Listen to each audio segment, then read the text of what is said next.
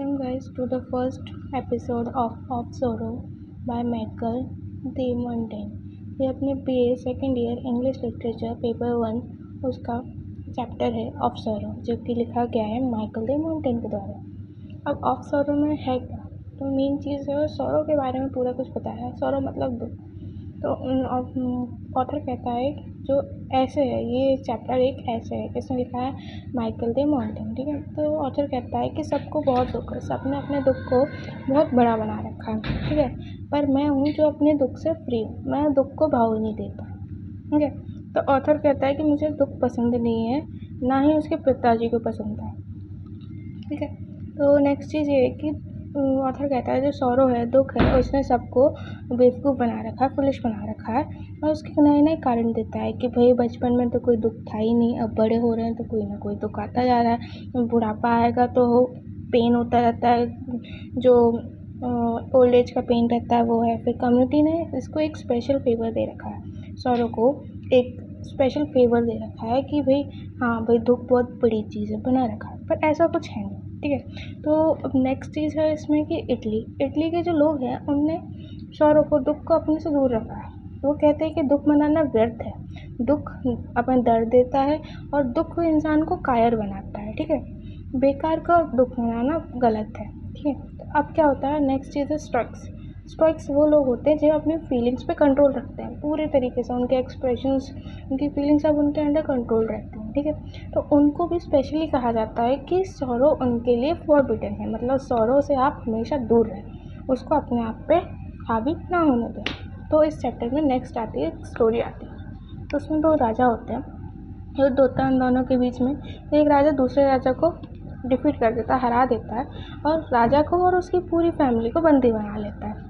तो पहले केस ये होता है कि उसकी बेटी वो अपने राजा अपनी बेटी को देखता है कि उसको दासी की तरह ट्रीट किया जा रहा है, वो कुएं से पानी भर रही है, ठीक है। कैदी बना के उसको दासी की तरह ट्रीट किया जा रहा है, पानी भर रही है। जो भी राजा के मित्र वगैरह थे वो सब उस सबको देख के बहुत रोने लगते हैं, बहुत ज़्यादा परेशान हो जाते हैं, ठीक है। पर राजा तस से मस नहीं होता, उसके चेहरे पर कोई एक्सप्रेशन नहीं आता, ठीक है। नेक्स्ट फेस पर आता है कि उसका बेटा है, उसको फांसी के लिए ले जाया जाता है। तो तब भी राजा एकदम शांत खड़ा रहता है, ज़मीन की तरफ देखता रहता है, कोई एक्सप्रेशन नहीं देता है, ठीक है।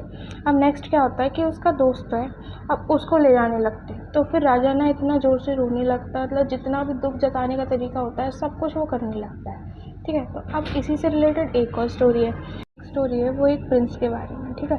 तो अब प्रिंस को अचानक से खबर मिलती है कि जो उसका बड़ा भाई है उसकी हत्या की हो जाती है, वो मर जाता है। वो भाई जो जिस पे सारे घर का बोझ था, मतलब सारे घर को चलाने की जिम्मेदारी थी, वो भाई ख़त्म हो जाता है। और थोड़ी देर बाद उसे पता चलता है कि उसका जो छोटा भाई था वो भी ख़त्म हो जाता है। मतलब घर की जो मेन पार्ट्स होते हैं, मतलब जिन पे पूरा घर टिका रहता है, बड़ा भाई छोटा भाई, वो सब दोनों लोग ख़त्म हो जाते हैं। पर प्रिंस कुछ नहीं कहता, कुछ नहीं, कोई रिस्पॉन्स ही नहीं देता, वो अपनी फीलिंग्स को कंट्रोल करके रखता है। फिर क्या होता है, कुछ दिन बाद उसका एक सर्वेंट मर जाता है, दास मर जाता है। तो प्रिंस अपनी भावनाओं को कंट्रोल खो देता है। तो अब पता है लोग क्या सोचते हैं, लोग कहते हैं कि भाई उसे तो अपने भाइयों का मरने का कोई दुख ही नहीं हुआ, उसका जो सर्वेंट बना उसको दुख हुआ, बस केवल सर्वेंट उसे ज़्यादा प्यारा था भाई से, ठीक है। लोग ये समझते हैं, पर ऐसा कुछ नहीं है। ऐसा होता है कि भाई जो अपने दुख का घड़ा होता है ना, जैसे कि पाप का घड़ा होता है, ऐसे दुख का घड़ा होता है, तो लोग अपने दुखों को कंट्रोल करते हैं। तो जब उसका पहला भाई मरा तो उसका घड़ा इतना भर गया, दूसरा भरा तो पूरा घड़ा बढ़ गया था, पर वो अपनी फीलिंग्स को कंट्रोल करे हुआ था। जैसे उसने सर्वेंट को मरते हुए देखा ना, तो उसका घड़ा भर गया, तो अब फिर वो फूट फूट के रोने लगा, वो अपने दुख को व्यक्त करने लगा, ठीक है। सेम चीज़ यहाँ भी हुई थी राजा के साथ में। तो जो दूसरा राजा था जिसने हराया था, वो अपने राजा से पूछता है दूसरे से कि तुम रोए क्यों नहीं, तुम अपने बेटा बेटी मरने पे, बेटा बेटी की ऐसी दशा देखने पे, बेटा मरने पे तुम रोए क्यों नहीं, तुम दोस्त के दशा देखने पे ही क्यों रोए। तो राजा बोलता है कि जो मेरा बेटा और बेटी मरने का दुख था वो एक मैं जाहिर ही नहीं कर सकता, कि मुझे कोई भी एक्सप्रेशन उसके लिए काफ़ी नहीं है जाहिर करने के लिए कि मुझे कितना दुख हुआ। लेकिन जो दोस्त का दुख था ना, वो उसके लिए ये एक्सप्रेशन थे मेरे पास, कि केवल वो एक्सप्रेशन से जाया कर सकता था, ठीक है। तो जो last sorrow can be expressed only, तो कहता है कि वो जो आखिरी दुख था उसको भावनाओं में बताया जा सकता था, ठीक है। तो अब स्टोरी आती है एक और नई। एंशियंट पेंटर था, मतलब पुराना पेंटर था, और उसने पीपल के एक्सप्रेशंस बताए। मतलब एक लड़की मर जाती है तो वहाँ जितने भी लोग होते हैं उसकी सारी पेंटिंग्स बनाई, उसने सबके चेहरे थोड़े थोड़े एक्सप्रेशन से दिखाए कि भैया इनको इतना दुख है, सबके चेहरे पर दुख दिखाया हमने, इतना जितना दुख है उस हिसाब से उसने एक्सप्रेशन बना दिए। पर अब बारी आती है उसकी लड़की के पिता की ड्रॉ करने की। तो उसने जब पिता को ड्रॉ किया तो उसका फेस कवर कर दिया वेल से, मतलब पर्दे से या हाथों से ढक दिया उस फेस को। क्यों? क्योंकि कोई भी एक्सप्रेशन उस पिता के दुख को बताने के लिए कैपेबल नहीं थे।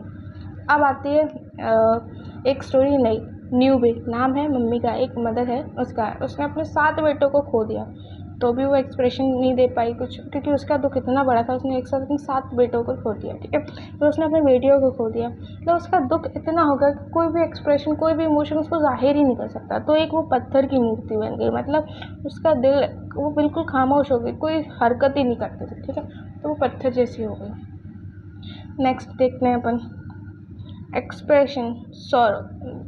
देखो, जब दुख को एक्सप्रेस नहीं कर पाते हैं ना तो अपने ऊपर वो हावी हो जाता है। तो कोई कोई बेहोश हो जाता है, कोई बहरे गूंगे हो जाता है, मतलब उनको ना सुनाई देगा ना समझ आएगा कुछ भी, तो वो सोच समझ खो देता है, आत्मा की सोच समझ खो जाती है। और ये हर किसी के साथ होता है, कहीं ना कहीं कोई ना कोई फेज में लाइफ में हर किसी के साथ होता है। जैसे कि कोई ख़त्म हो गया, उसका कोई प्रिय मित्र ख़त्म हो गया, वो अत्यंत प्रिय लोग ख़त्म हो गए। ठीक है, तो वो एकदम से सदमा लगता है इंसान को। तो भाई जब अपन ने देखा होगा ना कि लोग कहते हैं उसे रो लेने दो, उसको शांत हो जाने दो, रो लेने दो, उसको दुख को बह जाने दो। ठीक है, तो वो लोग इसलिए कहते हैं क्योंकि जब रोने से ना इंसान की जो सोल पूरी विचलित हो जाती है, एकदम सदमा लगता है, तो वो ठीक हो जाती है, तो रास्ता बनाती है अपनी सोल के लिए कि भाई जीवन फिर से स्टार्ट कर सके। ठीक है, तो अब नेक्स्ट अपना एग्जाम्पल है एक किंग जोन। किंग जोन लड़ाई कर रहे होते हैं, बहुत बड़ा युद्ध चल रहा होता है, तो उसमें एक आर्मी मैन होता था, क्या नाम था उसका? बूढ़ा, बूढ़ा नाम था। ठीक है, तो वो एक आर्मी मैन था, उसके बारे में बहुत चर्चा हुई कि भाई उसने इतनी बहादुरी से ये किया वो किया, पर वो ख़त्म हो जाता है। ठीक है, पर वो सन किसका होता है? जर्मन लॉर्ड्स सन। ठीक है, जर्मन लॉर्ड्स नाम था एक व्यक्ति का उसी एम्पायर में, उसका सन होता है। पर उस जर्मन लॉर्ड्स को पता नहीं था कि भाई ये मेरा ही बेटा है। ठीक है, तो पूरे एम्पायर में उसकी कहानियाँ ऐसे गूंज रही थी कि भाई उसने युद्ध में ये किया, इतना पराक्रमी था। तो उसके बाद जब वो घर आता है, घर क्या पूरे एम्पायर में लेके आया जाता है उसको बहुत सम्मान से, अच्छे तरीके से। तो जब उसका वो चेहरा देखते हैं ना, तो भाई उनके पिता को रियलाइज़ होता है कि भाई ये तो मेरा बेटा है। तो पूरी जनता तो रोने लगती है, पर उनके पिता कुछ नहीं करते, वो सीधे सीधे खड़े रहते हैं, और अचानक से वो बेहोश होके मर जाते हैं, गिरे वो और ख़त्म हो गए। ठीक है, ओके। तो मतलब दुख इतना हावी हो जाता है इंसान के ऊपर कि वो कभी कभी उसकी जान भी ले लेता है। ठीक है, अब सेम चीज़ ऐसे है कि जो प्यार है वो भी इंसान के लिए ऐसा ही होता है, सेम एज सॉरो, दुख के समान है बिल्कुल प्यार।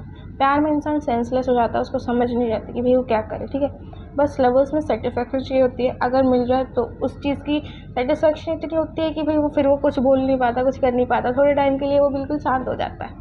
ठीक है, और अगर वो सेटिस्फेक्शन नहीं मिले तो भाई वो कंप्लेन नहीं कर पाता है, कुछ कह नहीं पाता, तो फिर वो शांत हो जाता है उस टाइम के लिए। ठीक है, तो अगर वो सेम चीज़ ऐसी है कि भाई लव में भी सेम सॉरो जैसा खेल है और कुछ नहीं। नेक्स्ट देखते हैं अनएक्सपेक्टेड जॉय। अगर कोई एक्सपेक्ट नहीं किया हो वो जॉय मिल जाए, इतनी भारी खुशी मिल जाए, इंसान झेल नहीं पाता है। तो देखना, एक राजा था, उसको कुछ चाहिए था तो वो मिल गया उसे, फिर उसने इतनी बलियाँ चढ़ाई भगवान को खुश करने के लिए, उसने बहुत सारा सेलिब्रेशन किया। अब वो सेलिब्रेशन से ही मर गया, उसकी खुशी में ही मर गया वो। मतलब कोई भी फीलिंग अपने ऊपर इतनी हावी नहीं होनी चाहिए। ठीक है, नेक्स्ट आता है इसमें कि मिलन कैप्चर। एक इंसान था, उसको मिलन चाहिए, तो मिलन एक जगह का नाम है। जब वो उसको वो जगह मिल जाती है तो भाई वो खुशी के मारे मर जाता है। अब एक फिलोसोफर था, फिलोसोफर वो लोग होते हैं जो अपनी अपनी फिलॉसफी देते हैं, अपने अपने तर्क देते हैं। ठीक है, अब उसके पास कोई काउंटर क्वेश्चन नहीं था, किसी ने कुछ कहा, अब उसके पास उसका जवाब देने के लिए कुछ नहीं बचा था कि भाई हाँ मैं अपना पॉइंट कैसे रखूं। तो फिर वो इस दुख में चला जाता है कि भाई अब मेरे पास तो कोई काउंटर क्वेश्चन नहीं बचा। तो फिर उसका वो उस तरीके से मर जाता है कि भाई अब तो मैं मुंह दिखाने लायक नहीं बचा, ये वो। मतलब कोई भी अगर हम सौरों को बड़ा बनाएंगे तो उससे हमारी मृत्यु भी हो सकती है, और अगर हम सौरों को भाव ही नहीं देंगे, कुछ कहेंगे ही नहीं, उसको कुछ फ़र्क ही नहीं पड़ेगा हमें उससे, तो हम सुख में जीवन व्यतीत करेंगे। चैप्टर यही एंड होता है। Thank you so much.